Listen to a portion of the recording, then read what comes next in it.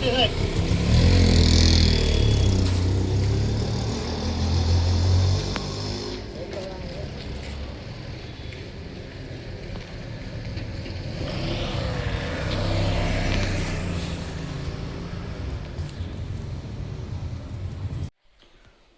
શહેર ward number 8માં જે નવીન paver road બનાવવામાં આવે છે એમાં મોટી ભાટિયા વિસ્તાર, ઝવેરી બજાર અને અન્ય ઘણી જગ્યાએ પાટણ શહેરમાં પાટણ નગરપાલિકા અને કોન્ટ્રાક્ટર દ્વારા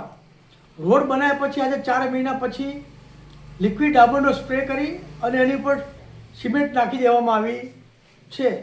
આ સિમેન્ટ નાખવાથી મારા વોર્ડ વિસ્તારના સ્થાનિક રહીશો, અવર જવર કરતા મુસાફરો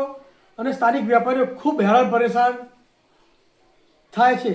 આ વસ્તુ અત્યારે કોઈ કરવાની જરૂર હતી